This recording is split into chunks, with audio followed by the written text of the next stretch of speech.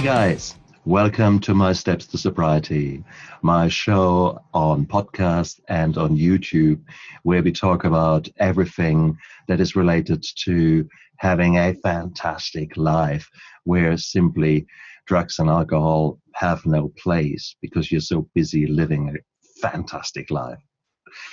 And as part of that, I am constantly learning. And I'm doing interviews with some amazing people out there. And today is another interview. Yay! I've got with me Taylor Martin. Taylor is a lady who we will soon learn has quite an amazing story and an amazing background. And like many of the guests I've got on my show, has had to learn the lessons the hard way and then grew from there to be an amazing being now and does all the amazing work that she does now. But I don't want to give away too much. So first of all, welcome Taylor to my show. Thank you so much for having me. I'm so excited. It's an absolute pleasure. Taylor, when you were 12 years old, I'm sure one day you went to your mommy and daddy and said, look, one day I'm going to be sitting with this Stefan dude and I'm going to talk about the problems that people have and I will teach them how I can make them better. Yeah. Said no 12-year-old ever. What did you say when you were 12? What did you plan to do? What was your life like? When I was 12,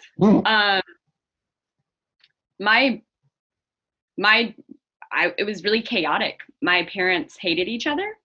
And so and my dad's an alcoholic and my mom also self-medicates. And so my parents were very busy hating each other and creating a toxic environment for each other and also for me. And so 12 was around the age that I realized that I needed to not be around my parents. Like it was the age that I shifted from being a kid to being independent minded anyways.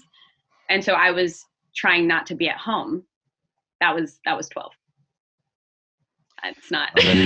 I remember being a little bit younger and a coffee cup flying from the right across there, some cocoa powder and the packet flying this way and leaving this beautiful trail of cocoa going across here. So yes, I've got actually some memories like that well stashed away too. I hadn't thought about it for a long time, but the moment you said that, actually, hey, I was straight back there. And that's a bit young to actually suddenly become independent. And when you were saying independent, what did that mean for you? Did you leave home? Did you run away? No, I never ran away. No, I made a conscious decision to not depend on my parents as much.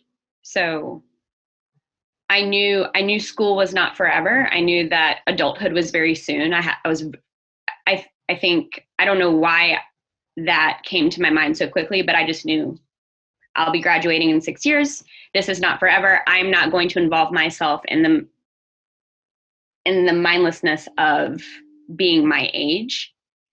And there are some things that I did that I really enjoyed. I found cheerleading. I don't know if there's cheerleading in New Zealand or Australia, but it was just I tried. They didn't really like my performance, so it's just no. Cheerleading is in Germany. It is there because we had a huge amount of American soldiers there, and actually the cheerleading and American football actually took hold. So yes.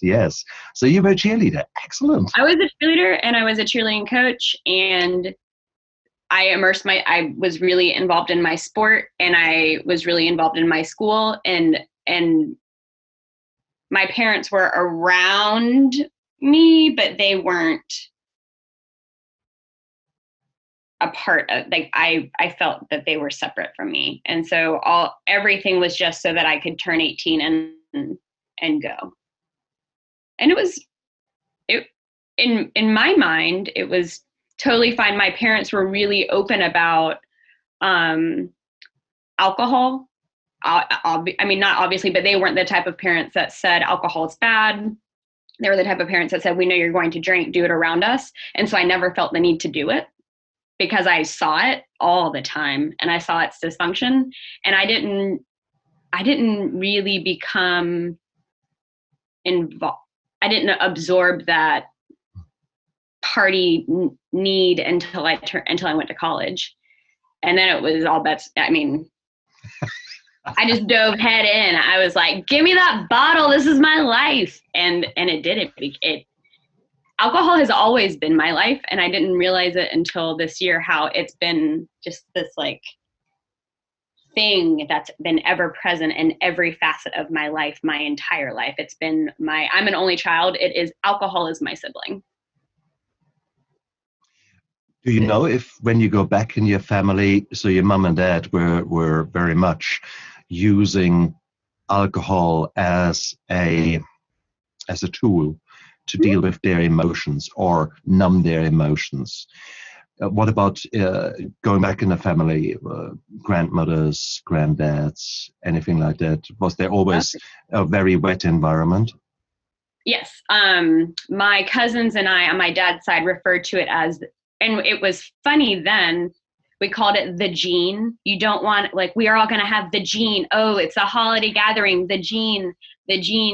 And on my dad's side, my grandfather was a bottle a day, very abusive to my dad. My dad drunkenly was sharing memories with me while he was in quarantine of my grandfather chasing him on a golf course with what is this called?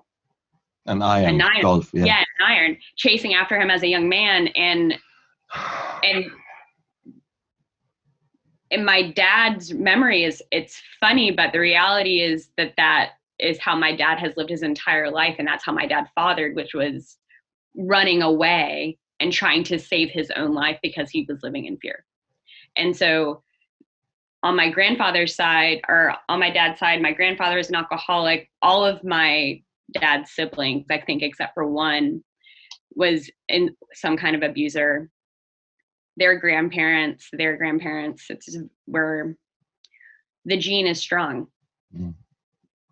The problem, of course, is there's a bit of a fallacy there. Of course, you could say it's a genetic predisposition, but you could also say, well, hang on, what are the lessons that are handed down from generation to generation? And if no one ever changes the patterns, then the patterns keep repeating themselves. And if the fist through the wall or the fist in the face is the way that you resolve an argument, then that is what you see and what you grow up to be. Yeah. So there's probably a good mixture of both things going on there. And yeah, I'm not so far off. So your family is certainly not so different from the family that I grew up in. Alcohol was certainly normal. And it's not an abnormal family for many, I think. I've done a lot of story comparisons with people around the world, and it's just not talked about. We don't talk about the dysfunction, and we don't talk about the choices that we have to change. We just assume this identity and this victimhood of it, and we think that we have to carry it through generation to generation. And I'm in my 9th month sober, and my dad is an alcoholic who also during quarantine found out he had stage 4 cancer, and also found out during quarantine that he had COVID. And because I made a choice to change the story and change the way that I exist with other people and the way that I have my relationships, I didn't talk to my parents. I almost got married once, almost one time kind of. And my parents were not invited to my wedding because just because we share a bloodline doesn't mean that I have to subject myself to pain. I don't have to do that. I can still love you well and love myself and have a healthy relationship. And so at the time, my parents weren't invited. And that created a really big division in my family that turned into this. My aunts felt like they had to attack me to help my dad because that was the only way they knew how to express concern. And so since 2018, I've been getting these really bizarre emails of you are. And it's like when we were saying earlier about like, there's nothing I haven't been called. My family is calling me bizarre names, just heinous things that are so manipulative and so abusive just to provoke me, to manipulate me, to go back to this toxic environment because that's what they know. And so they think that that's what's right. And so being able to step back and view it with compassion because I understand that that's all they know is really challenging, but it's possible. It's just like, I know that you're acting from pain. I know that you're not sober when you're sending me these emails. And I know that this is the only way that you know how because you are afraid to find another path. But also it eats a lot of my pride because I just want to like, let me see how creative I can get soberly.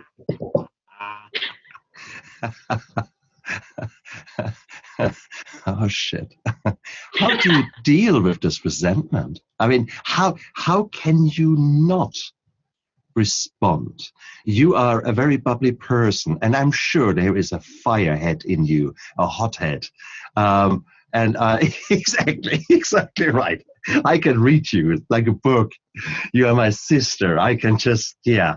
So how have you learned to put a leash onto that fiery little monster in there? How do you not respond? How are you not getting angry?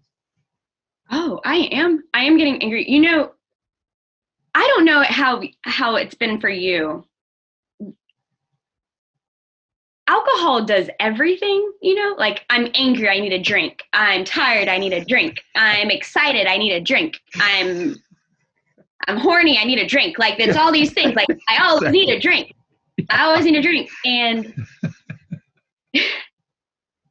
And when you don't have that, you feel it or you turn to something else. And I didn't realize that I quit drinking, but then I turned to cigarettes and then I quit smoking. And so before, it was a drink and a cigarette. And then it was a cigarette. And then it was, I just have to feel this anger. And that's what I want.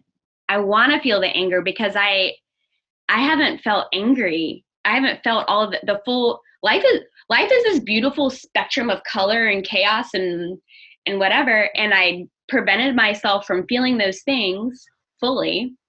And if you don't feel those things fully, you can't grow from those things fully. And I want to be, there's this vision of myself and it's just like the best possible version of myself. And I don't know what she's like, but I know that right now I'm the best version of myself I've ever been. And that's because I gave myself the opportunity to, plummet and feel those really awful feelings. And so every time, and one happened very recently, got this really awful email. It was so awful. And it was the day of my 8th month of sobriety. And I was so excited. And then I got this email and I just crumbled and I was sobbing hysterically and feeling really angry. And I didn't know what to do. And I wanted to respond. I spent 3 hours. I drafted like 6 emails and I was like, I'm gonna not, but there's no way I knew the whole time, like there's no way that I can justify myself because they are sending me emails blindly. They don't care. They're acting out of their own sickness. And so even if their words hurt me, I get to feel that pain. I get to heal that wound. And then eventually that wound will be healed. And then eventually I will become a better version of myself. And that's all I think about it every time. I'm like, older Taylor is so fucking grateful for this right now. you'll be fine. You're not dead. You'll be fine. But it does feel like sometimes you die a little bit on the inside. It does.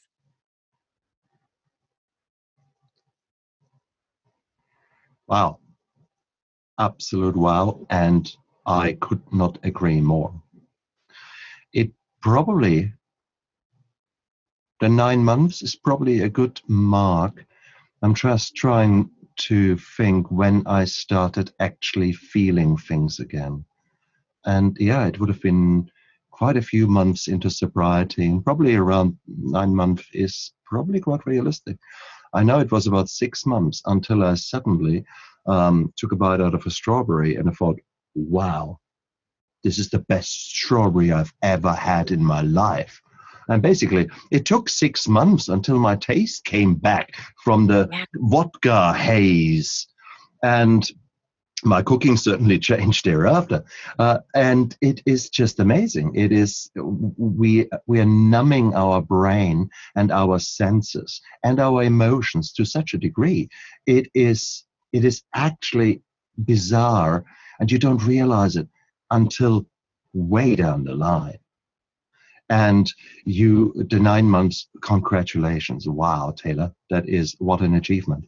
Because the first year is bloody hard. It is so hard. I mean, 80% of alcoholics relapse in the first year. So it is just a scary figure.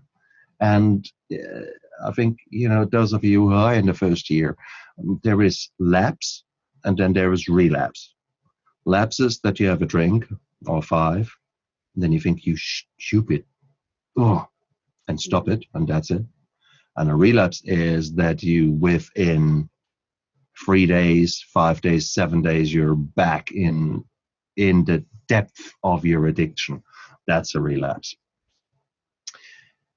But we could talk. I will talk probably in another session on relapse, because that is such a big topic in its own right, and it would not do you justice, because you are a superhero as far as letting go is concerned. I'm still trying to tease out, how the hell do you do it? How do you get this conviction to say these tears are there and they are true and they are honest tears because someone else hurt me, but you can step aside, step out of your body and see what it really is. I did not learn that until bloody hell, way down the line. Yesterday, exactly. Yeah, exactly.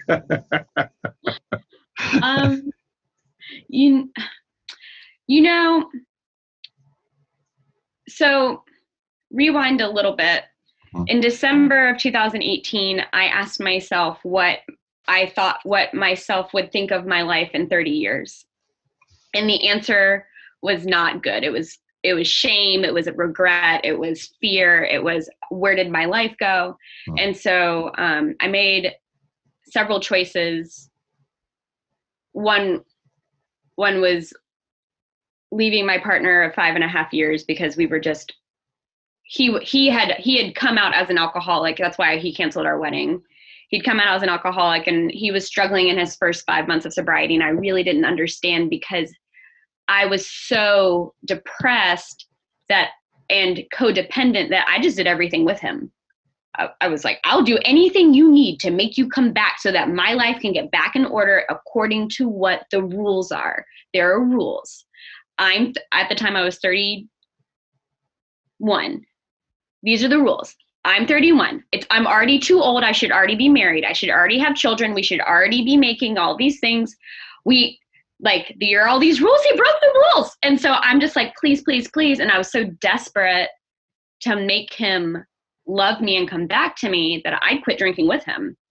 And I don't know if you've read the Letter to the Wives in the Big Book, but the Letter to the Wives, it's bullshit. The Letter to the Wives is bullshit.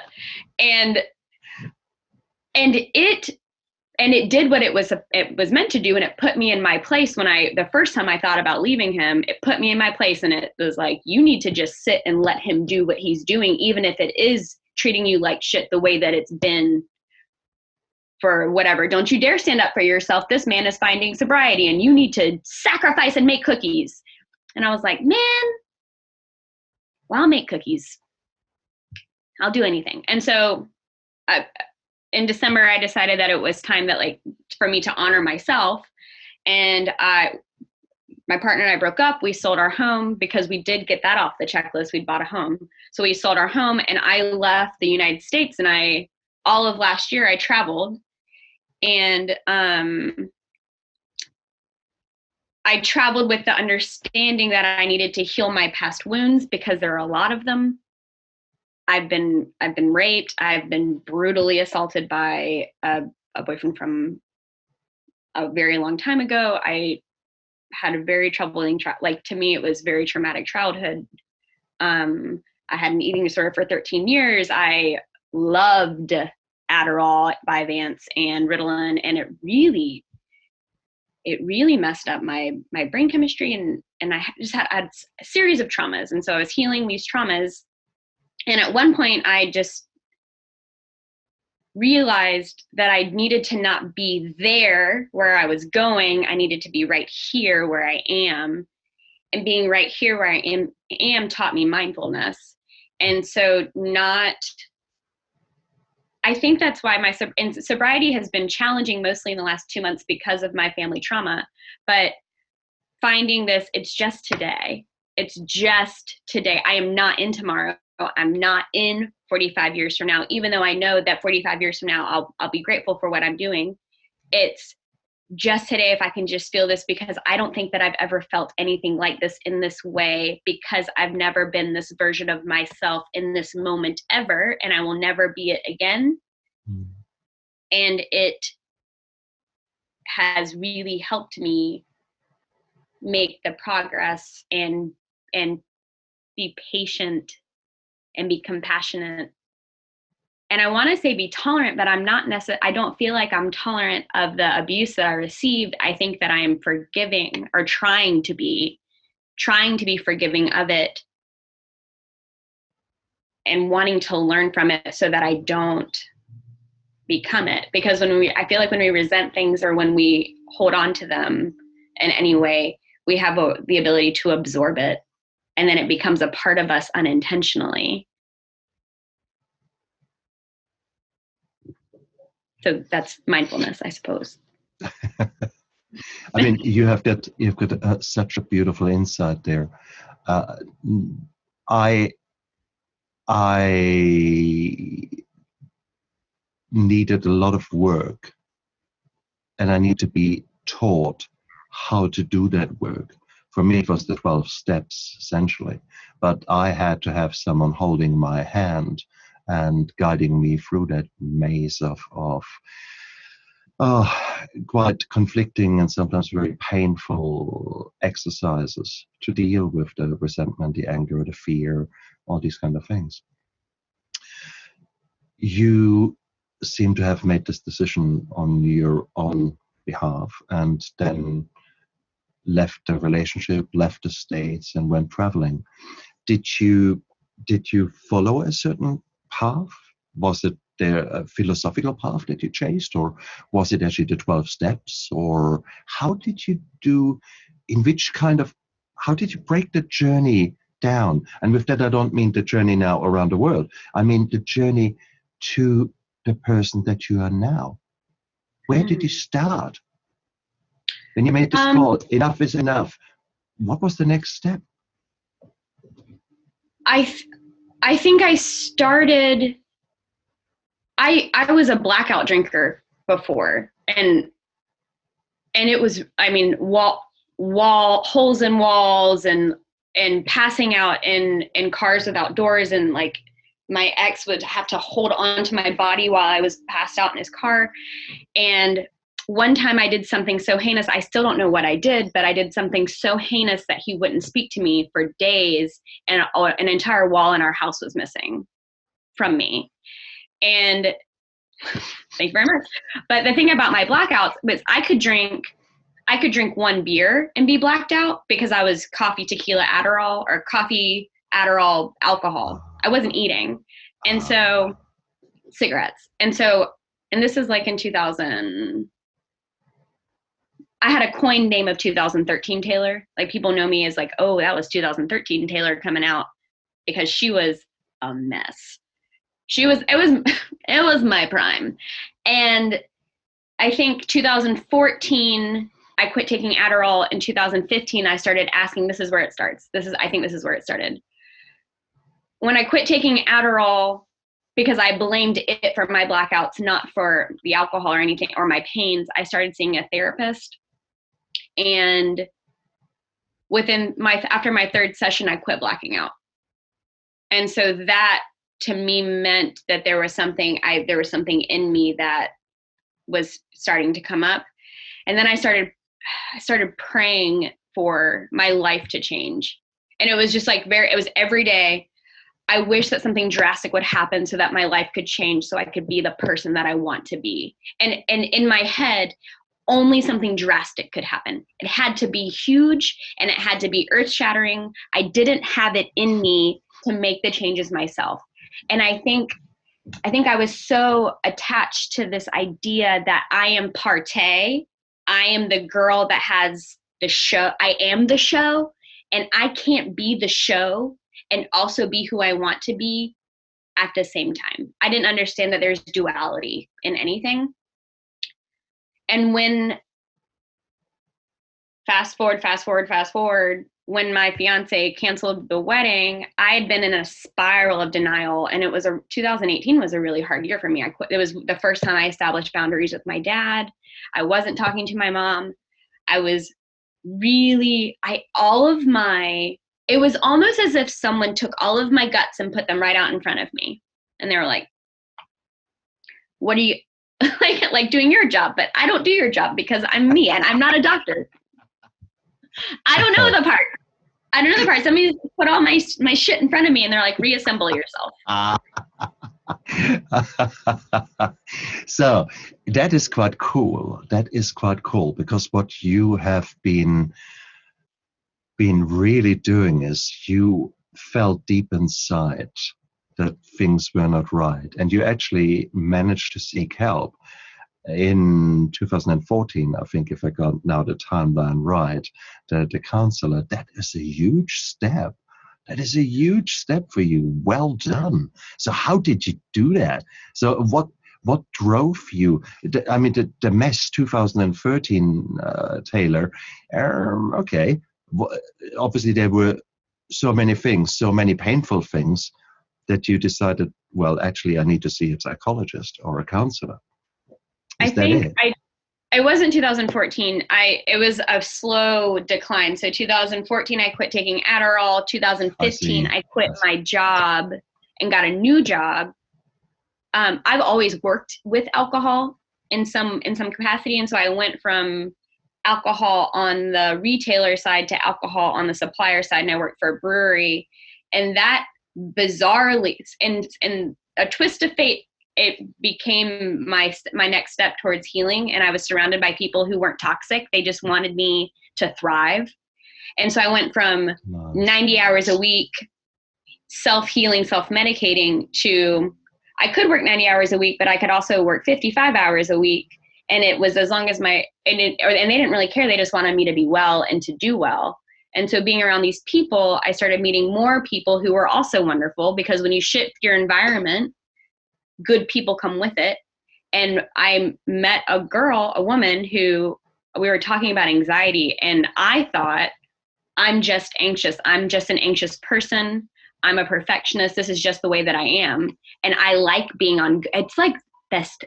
It was like the thrill of Ritalin, but I don't need it, because I just go. Like, I love this zooming feeling of work.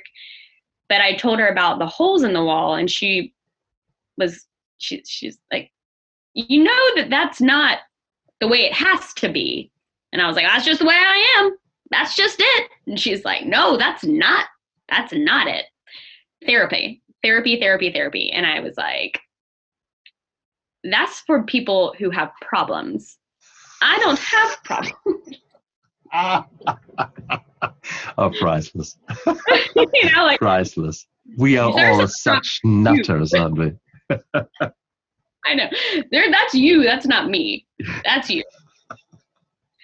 Ugh. So in 2000, I don't know, 16 or 17, I started seeing a therapist, and 16, I don't know.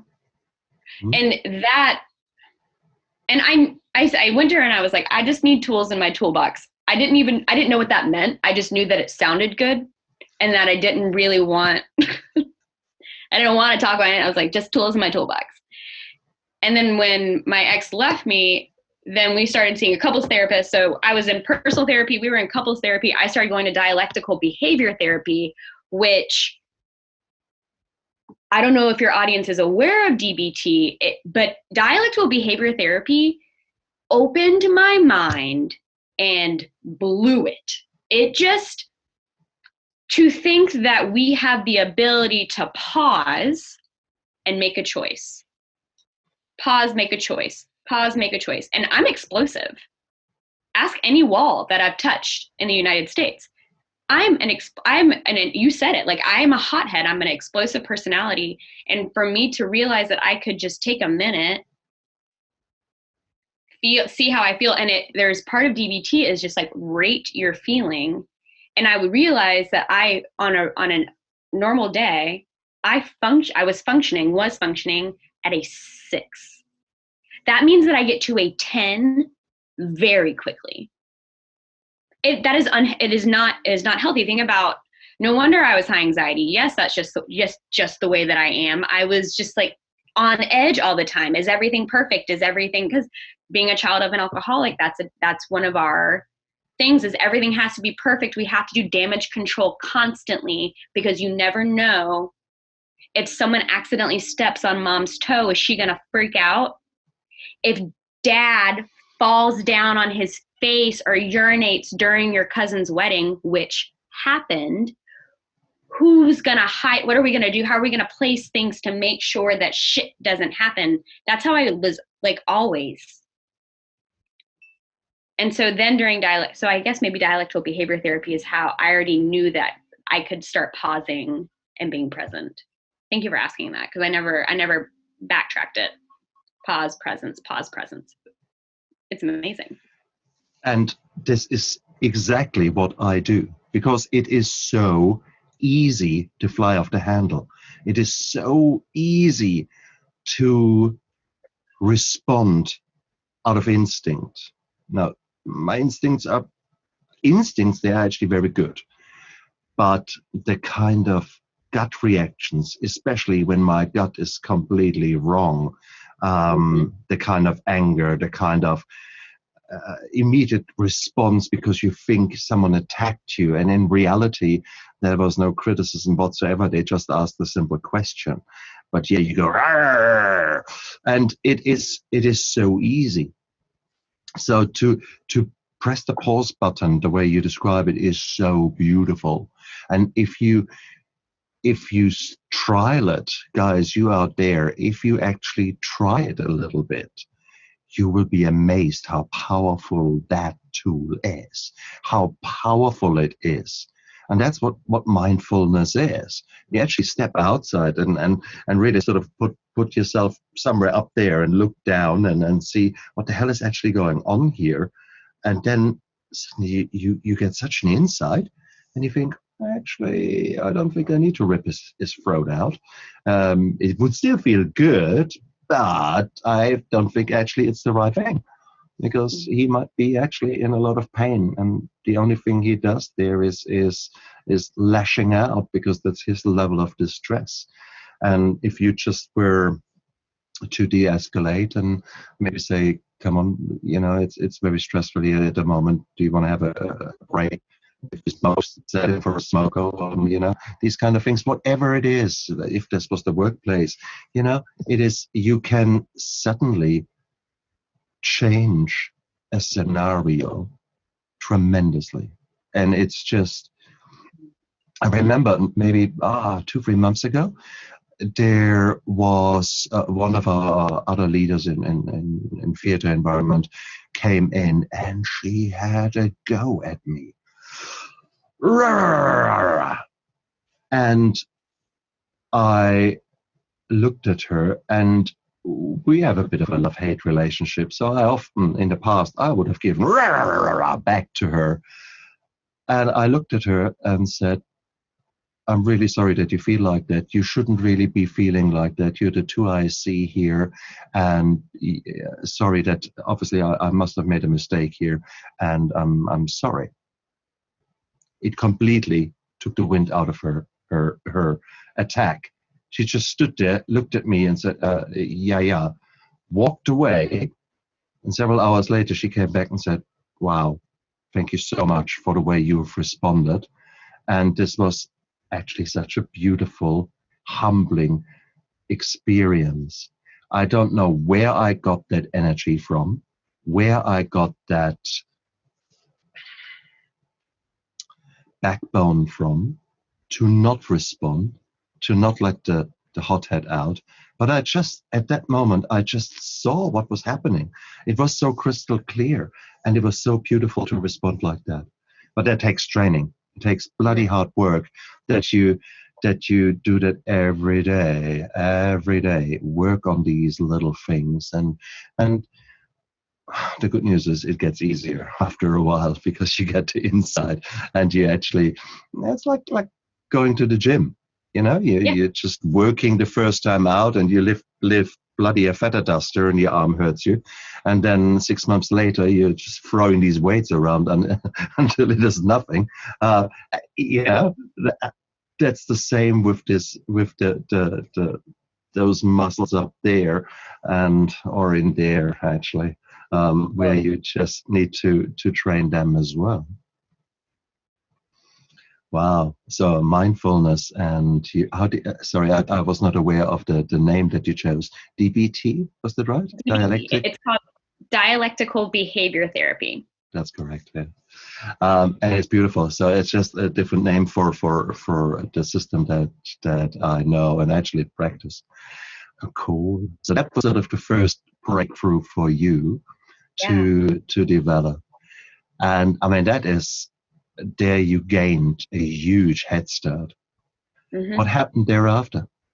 That was before December that I went to Israel on my birthright trip, and I wasn't raised Jewish, but my mother's side is Jewish, and I was really curious about my Jewish anything really. I wanted to explore religion, and so I'm from the Southeast, and if you're not this type of Christian, then you're not even like different, you're just wrong. And so, so it's confusing, and it never fit. I always thought that I had to fit in some house, and that's just like one of those things that we like start collecting as like humans. Like we have to start labeling ourselves. How do I fit in? I need this label. So bullshit. And anyway, so I really hate labels. And so I went to Israel, and I didn't have any of my labels anymore. And so I was within this group of strangers. I wasn't so-and-so's fiance. I really wasn't certain about where I was with my job. I had a real estate practice, and it was doing well, considering I wasn't loving it or trying very hard, but I didn't know how to introduce myself. And so I was like, I'm just not going to introduce myself. I'm just Taylor.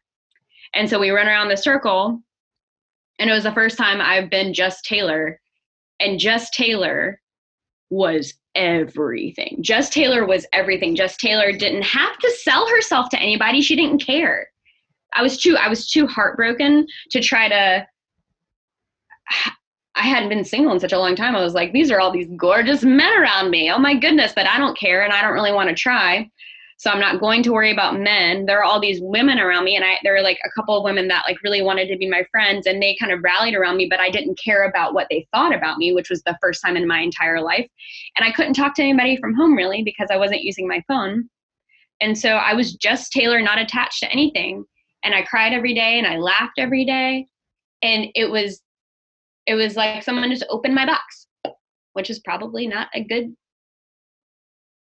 not a good metaphor to use, but I just opened up and sorry. Cut. No.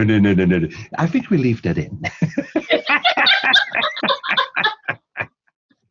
No, I think the reality is you are so true. You're so right. How does it feel like?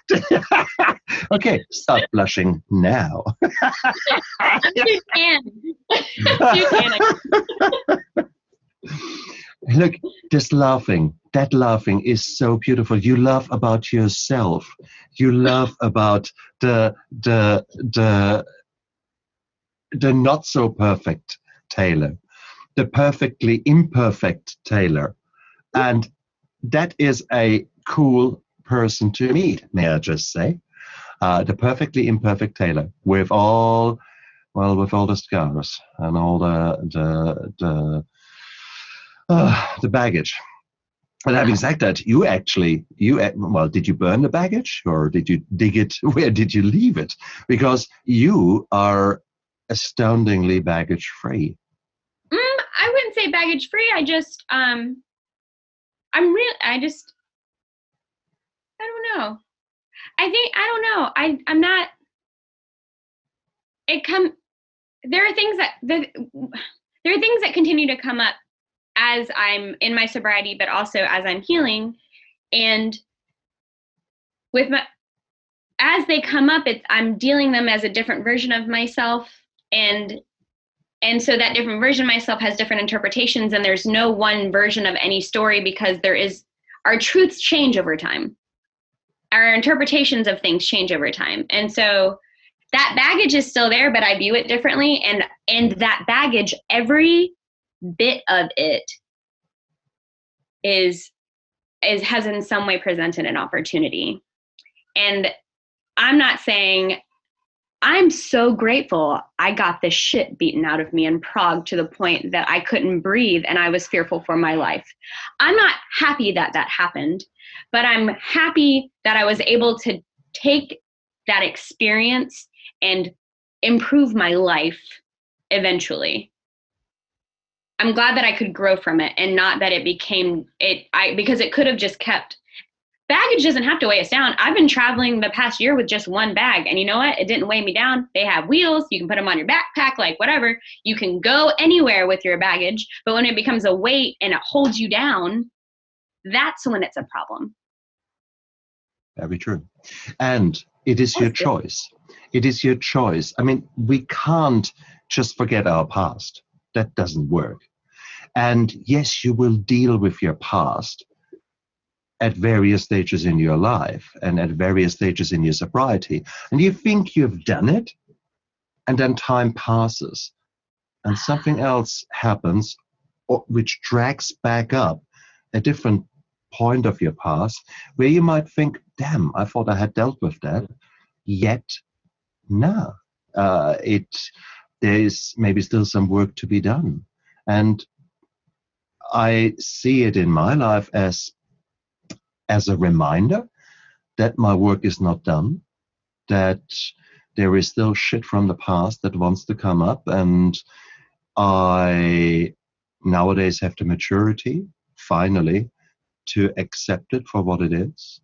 So if I'm the third or fourth time in a row wake up at 4 o'clock in the morning or have these bizarre dreams of X, Y, and Z, then I nowadays listen up and see that as a, hang on, what's going on here? Have you been doing stupid things? Did you not look after yourself? Did you just burn the candle too many times and you're too revved up to whatever? Is it actually just time that you say no until your tongue bleeds to everyone and say, everyone, just fuck off. I need to now time for myself, please. I need to be just there for me. So sorry, guys, I can't be there for you. Maybe it's as simple as that. And more often than not, that's the case with me. So that's one of the things. But sometimes other things come up. People tell me a story, and out of that story, suddenly something comes back. Like earlier on, the coffee cup and the cocoa coming this way. I had forgotten about these rows that were there early in my life, and now I have to say, well, maybe that coined me and and set me up for certain other things than later in my life. So it's one of these things. We continually grow and we continually have to reevaluate our past, but we don't have to pitch tent in the past. And I think that's the your message that you're saying. Yes, I had a horrible past, but that past is not where I live. The past has given me the strength to now explore the new version, the new vision, and your new future. Yeah. You are, this is, I mean, powerful, powerful girl, man. Wow. Wow, wow, wow, wow. If you could take a time machine and go back in time and give your younger self a message, what message would you do?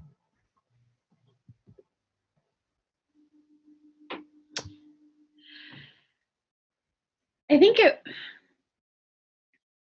yes, you can, and you are enough.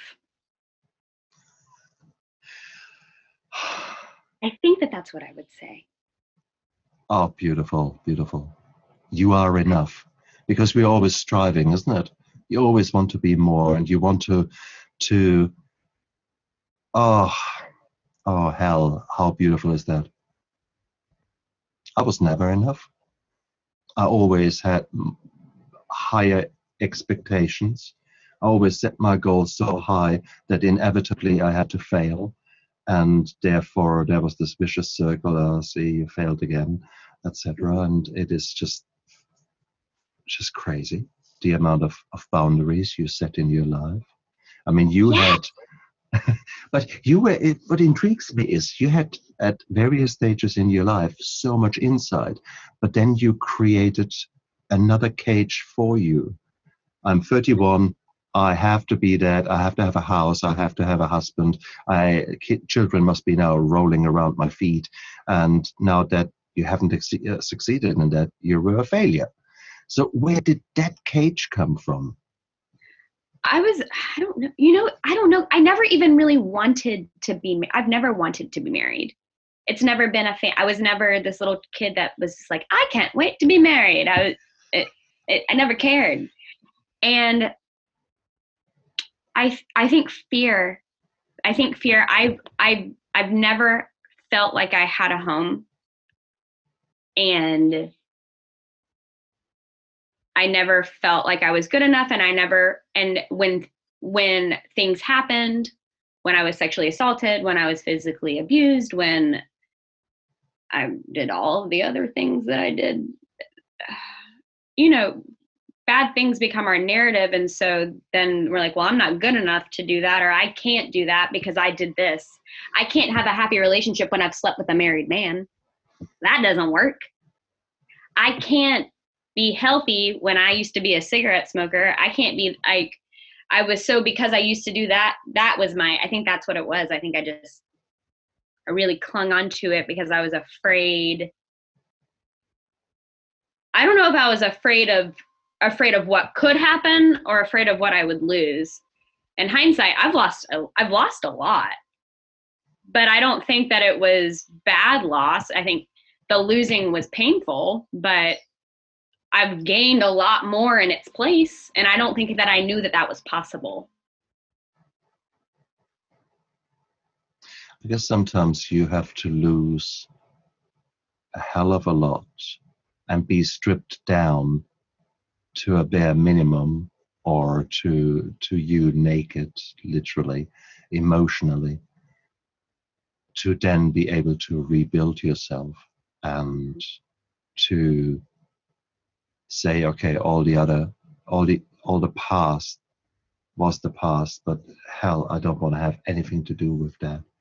And I guess that's where your journey, literally your journey now, the 9 months overseas, were such a great opportunity, such a actually very valuable experience. And of that experience, the biggest thing I loved to hear was you switched off your phone. You actually didn't have any connections with your past. You actually completely disconnected and created just Taylor. And how beautiful is that? Just Taylor. Exactly. Wow. Wow. Wow. So where has just Taylor now developed herself into? What what what vision have come out or has come out of the woodworks? Where are you working towards? What's the new you? The new me, Mm-hmm. the new me is constantly working towards balance. I never had hobbies before or interests as an adult. All I did was drink and work and codependent. If it were a verb, I did it. And so in the last year, since March of last year, healing was my hobby, and then reading became a hobby, and then writing became a hobby, and then became my means of income. And then coaching became a hobby and then a form of income, and then the two kind of merged. And then I realized the vision of myself, you asked, the question is like, what is the vision of myself? The vision of myself is somebody that's balanced and fulfilled. If I need to be inspired and I need to inspire. And if I am inspired and I inspire others, then I feel full. And in sobriety, I found that there is so much easier to be creative because sobriety in itself is creative. Like, oh, I feel pain. What am I going to do? What do I normally do? That's creativity, right? Doing something you don't normally do. Well, normally I just get fucking hammered. Oh, I'll just feel pain. That's creative. Oh, what can I do with that pain? Oh, what can I do with that pain? And then think about all the things you can do with that pain. So it's the vision of Taylor is healing, becoming balanced, inspiring, being inspired, living authentically, not out of fear of what the conventional wisdom says I should be doing, which according to conventional wisdom, I'm too old to be living the way that I live, which blows my mind. I'm 33 years old. What do you mean I'm too old? I didn't know there was a deadline. There's a deadline. You're feeling joy. You should have been feeling joy at 23. You're too old to be happy now. Better stop. Whoever tells you that guilty rubbish needs to have their head screwed on right.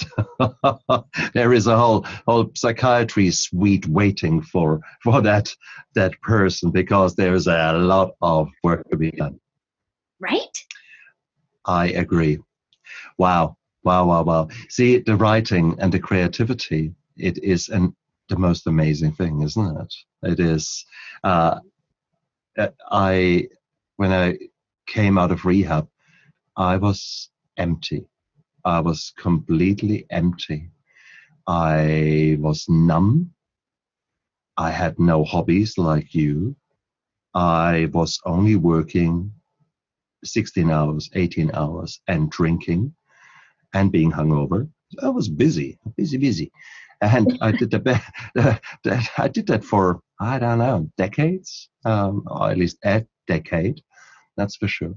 So when it then came to who am I? What are my interests? I liked eating, okay, fair enough. And I'm German, so and I had always fond memory of cheesecakes. So I thought, well, I'll learn how to bake cheesecakes. And then I like to write and research, and I wrote it down, and I wrote a cookbook about cheesecakes, which is probably the worst cookbook that was ever written, because it's a doctor's encyclopedia of cheesecakes. And by the way, there are a few recipes in there as well.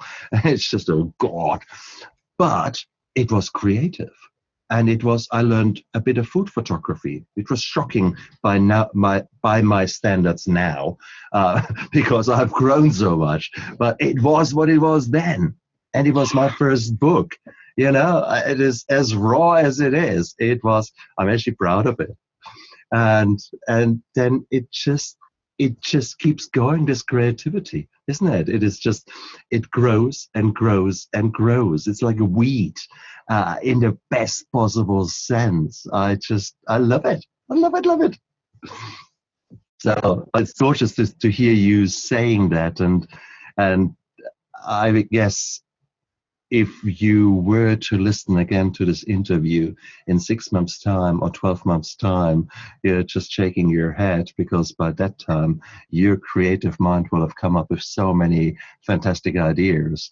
And the girl, Just Taylor, will have implemented them, because she is a go-getter. She is experiencing now a rush of energy that you simply don't have when you're pissed or when you're hungover.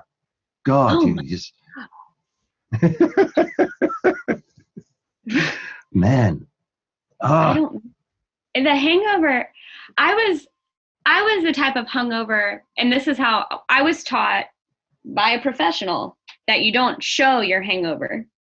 You act like you're fine. So who was the professional? My father and my family. We don't act hungover. We sure as hell don't look hungover. There are rules. Again, there are rules. And if we feel hungover, we drink until the hangover goes away. I'm hair of a dog kind of girl, or I was.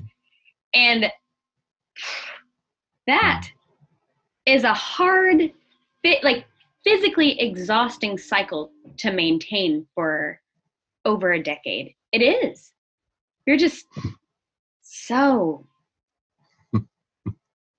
strung. Everything's strung out. You're just stretched. And you hate yourself.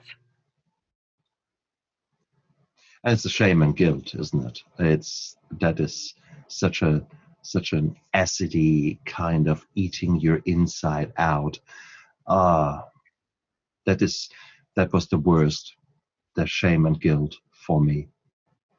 These were the worst things. The anger, yeah, it was what it was. And the resentment, well, a lot of people did some not so nice things to me.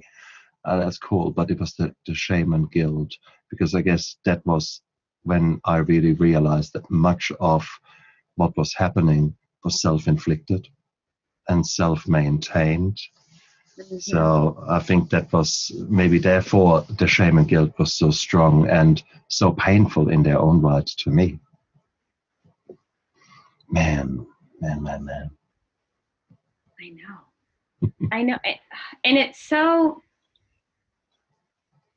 it's painful to me to think also, like, when we're self-medicating from the things that were done to us, when we're self-medicating from the way that we feel from the things that were done to us, we go down this spiral that we don't even recognize. We don't even know that we're in it. And we don't know that it's a problem because it's normal. And we're surrounded by other people that it's also their normal. And we're in cultures where it's also normal. I was explaining American drinking culture to a guy that I'm dating who's from Morocco. And like, when you go to school, you learn to wear condoms and to maybe have a rape whistle, but definitely to roll somebody on their side when they've been drinking at a party so they don't suffocate in their own vomit. Like, that's the culture that we're raised in. Those were the rules. And I think that cultural acceptance of overindulgence and of binge drinking and of body destroying is a problem. And it goes far beyond just, oh, they're just kids. If they're just so? They're just kids will be kids. Like, no, kids are fucking killing themselves, and kids are becoming adults, and kids are having kids, and kids are getting raped, and kids are getting murdered because kids are just being kids. Get out of here. Drinking culture. Sorry, I went on a little rant. No, please. It is, and that is something that I could never understand. and I still can't understand. We had wild parties at university, but these were beautiful parties. Yes, we drank like fishes, but there was respect to the girls, and you would figure out, it was a Saturday night party, and on Sunday morning you would figure out, well, who has gone home with whom where, and then you would meet all up on Sunday for breakfast, and you had a fantastic time. That was the kind of parties I went to, and it was beautiful. So that the rape and the physical violence and the abuse was never there. And I don't think that I went to I don't know. I didn't go to rich parties. I didn't go to poor parties. It was, we were normal people, for crying out loud. And those guys with whom I went to the parties, I mean, we had parties, 70 people, 100 people. No, there was never police there because we suddenly turned it into a riot. No way in hell. So where the fuck does that come from? That where did America suddenly wake up and say, hey, I think this is quite cool. Let's rape a few people or let's kill a few people. What the heck? Right. And I don't think it's anyone just woke up. I think it's been that way. It's just this. For how long do you think that has been like that? I think forever. I don't know a woman that hasn't been sexually assaulted in some way. And the way that it's defined has evolved over time. But I would define, and this is not that when I say I've been sexually assaulted, I mean like forcefully raped, but I would also define sexual assault as being locked in a room and having a man masturbate in front of me and grabbing my hand and putting my hand on his penis, which also happened multiple times when I was in university. And I was ashamed of it. And so, but I also know women who are my parents' age, my grandmother. So these are 3 generations of women, and also women younger than me, all have, that are American, all have experienced similar, if not worse. And we're all from different places. I don't know why it exists. I just know that it does. And I know that we are trained to be ashamed to talk. We're trained to be ashamed to talk about it. Don't talk about it because it was an accident, or because they were drinking, or because whatever, like, or maybe it was a misunderstanding. It was a misunderstanding. A misunderstanding. I accidentally penetrated you. Yes, that was. I didn't mean to penetrate you. No, that's right. No, I mean, yeah, exactly. And your tears. No, I just thought you had something in your eyes. Fuck off. Honestly, fuck off. That is. No, I don't understand it, and I hell don't accept it, and I so wish that we could find a solution to that. And I guess by living a life of integrity and humility and gratitude, I guess with that you can model a different kind of behavior. So for you to go out there and say, yeah, actually, I've had these experiences, and to talk about it, and to not hide it in a closet, but actually come out and say, this is what happened. This is how I dealt with it. And look, my life now. That makes you a beacon. That makes you a lighthouse in the night, because that is where your strength shines. And you have no idea who is seeing that light. So it's so beautiful that you share that you have the guts and the backbone to come out with the truth, warts and all, and say, yes, that was my past, but the past is certainly not my future. And now let's live a good life, and let's live a beautiful life, and other people will hopefully follow you and learn from you. And that's, I guess that's the reason that we two are sitting here and having that chat on camera. And, it is such a necessary thing and such a beautiful thing for me, such a humbling thing that you have the trust in me, that you answer my questions, and that we two can bounce back and forth our convictions and our hopes and our dreams. How beautiful is that? Yeah. And what an opportunity. I mean, it's a gift that you've been called in whatever way from within to create this platform to help lead other people. That is a gift. That is a service. So thank you.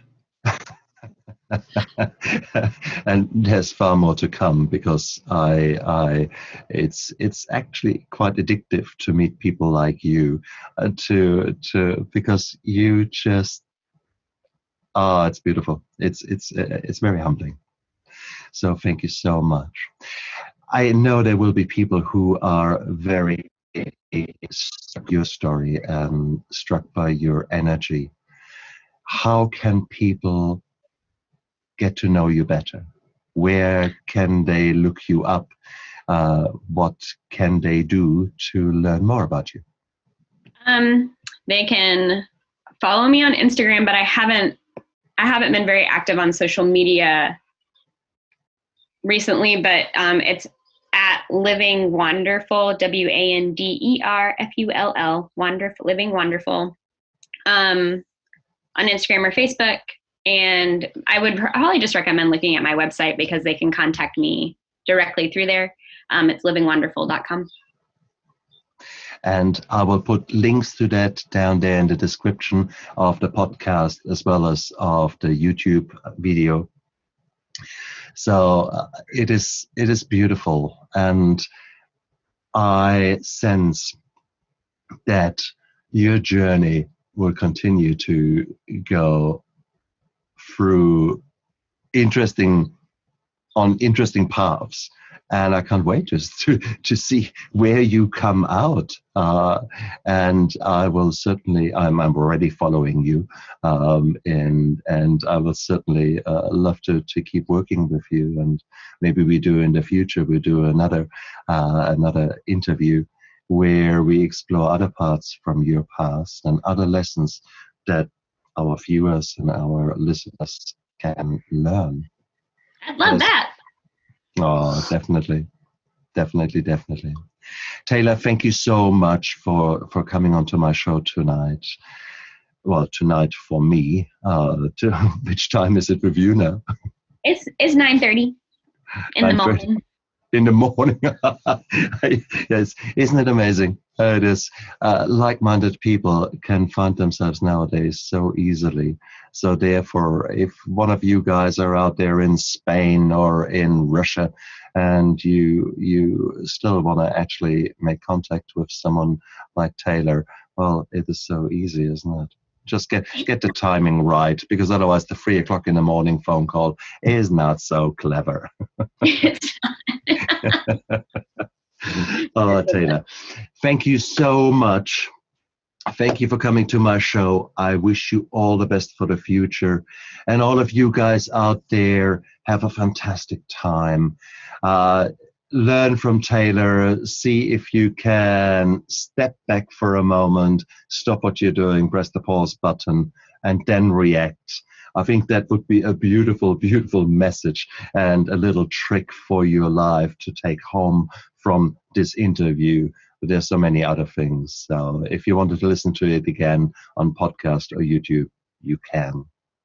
Look after yourself all. Bye.